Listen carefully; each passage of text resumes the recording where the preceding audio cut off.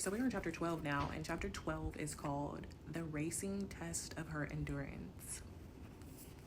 The tender algorithm felt like a greasy hand perpetually groping. She knew the game, the predatory gleam in their eyes, the unspoken calculation behind every swipe. She tasted the bitter tang of their expectations, the cheap thrill of encounters where the line between transaction and connection blurred into a nauseating haze. The scent of cheap cologne and desperation clung to the memories, a phantom touch against her skin. She'd invited them in, felt the cold dread of her own choices settle in her stomach, the hollow echoes of sex replacing genuine intimacy. She'd gone to them, to the taste of fear, a metallic tang on her tongue, the unspoken price hanging heavy in the air. It wasn't about the money, not exactly. It was about the fleeting oblivion, the frantic need to fill a void that yearned wider with each empty climax. Then, a brutal self-awareness slammed into her, a stark, icy clarity. Abstinence? The words tasted like ash in her mouth, a penance, a power play. She was adrift, a ship tossed on a sea of self-doubt. Could she put a price on herself, or was she destined to be a vessel emptied and discarded? Was this a desperate cry for attention? A raw wound bleeding into the night? 6 months? The mark of her resolve, always shattered by the sudden magnetic pull of a man, a shimmering mirage promising an escape she didn't need, a distraction from the brutal honesty of her journey. The Peloton bike became a battlefield, each mile a desperate sprint away from the demons that clawed at her. The sweat stinging in her eye as she cycled through the dark labyrinth of her heart. Was this her fate? The endless cycle of craving and despair? Or could she rewrite the script? Love. The word felt like a cruel joke. A phantom limb aching with a longing that men seemed incapable of fulfilling. Their desire fading with the last grasp of physical pleasure. She started pouring into herself, a fierce, relentless self-love that bloomed like a defiant flower in the barren wasteland of her past. She found solace not in the fleeting encounters, but in the quiet strength of her faith. A hand reaching out from the darkness to guide her towards the light. The world cracked open for her, not with a bang, but with a slow, systemic shift as she peeled back the layers of expectation, the suffocating pronouncements of what she should be. She unearthed a core of incandescent self-love, a blazing sun that drew people in, a magnetic force that pulled them close. Men, yes, but women too felt the ripple of her presence, a touch that lingered, sometimes welcomed, sometimes recoiling, a subtle current she only registered in the quiet aftermath. A ghost and the echoes of their encounters. Then, the financial rug was yanked out from under her. The COVID hotline vanished, leaving her teetering on the precept. But a thrilling tremor of anticipation vibrated through her. Her YouTube channel, a chaotic kaleidoscope of life and raw story times, hummed with a potential so potent it tastes like electricity on her tongue. It was a gamble, a leap of faith into the churning abyss of the unknown. She yearned for the structured beauty of a niche, hair, makeup, the glossy perfection promised in those influencer fantasies. But the cost, the suffocating pressure of conformity choked the life from the vision. It wasn't her.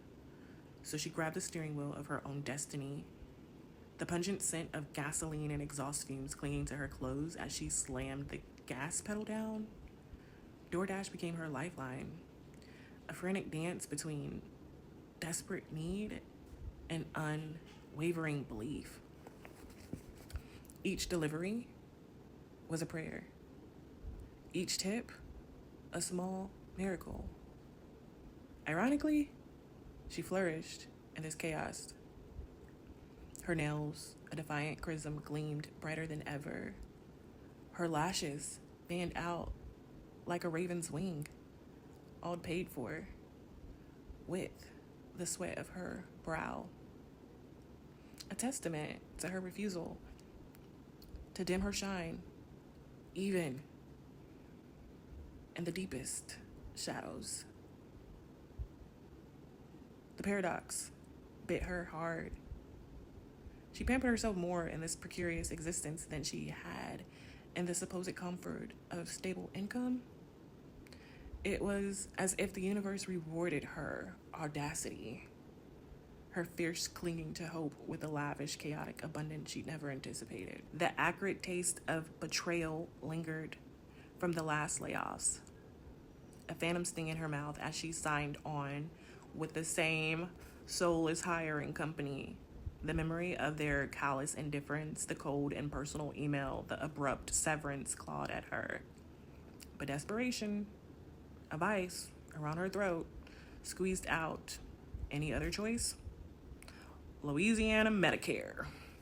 The words tasted like ash. She voiced her disgust in the group chat. A futile rebellion. Whispered amongst colleagues, too terrified of recruiters' wrath to join her open revolt. 4 months of soul-crushing monotony, the air thick with the scent of stale coffee and unspoken resentment. Unemployment, a pathetic gesture. A penance they offered wasn't worth the indignity. Back to DoorDash. The endless stream of app notifications, a relentless digital drumbeat against the backdrop of her dwindling funds. The fleeting physical contact, the anatomy of it all, a stark contrast to the gnawing loneliness, the thought of selling her body for a few measly dollars, a bitter pill she refused to swallow. Even as hunger gnawed at her belly and the threat of eviction loomed, 6 months blurred into a haze of traffic, greasy food, and the suffocating weight of her secrets. Men. She didn't need them. Not for money, not for anything. Her pride, a fragile shield, deflected any pitying glances. The gnawing fear, the relentless pressure of overdue rent were her constant companions. A suffocating silence she kept locked within, yet a flicker of defiance burned within her, a stubborn faith, a whisper of certainty in the face of mounting despair. God, she believed, had a plan. When? How? It was a maddening mystery, a cruel game of hide and seek that played havoc with her mind. Tears, hot and bitter, burned behind her eyes. But she clung to her vision of independence, a defiant refusal to bow to the crushing weight of circumstance. She would make it. She would succeed. Not on the charity of any man or woman, but on the strength of her own will. The scent of freedom, still a distant promise, fueled her every desperate step. The flickering laptop screen cast a slickly yellow glow on her face. She'd seen them, those women online, their lives splashed across the screen in a kaleidoscope of luxury. Yachts, designer handbags, overflowing bank accounts, a raw, visceral hunger that gnawed at her. Her day was coming. It had to be. But today tastes like ash. Tomorrow, a blurry, uncertain shadow. The day after, a prayer whispered into the void. The abyss yawned. She felt it. A chilling emptiness that sucked the air from her lungs, leaving only the ragged rasp of despair. Then a whisper, a phantom touch, a legion of unseen hands, impossibly gentle, lifting her, guiding her to the car, urging her to the soul-crushing grind of DoorDash. The scent of the stale gasoline and desperation clung to her like a shroud. Rent, her children's faces flashed in her mind, their small hands clutching hers. Rent, a suffocating weight that threatened to crush them all. This wasn't defeat. It was refinement. forged in the white-hot crucible of desperation.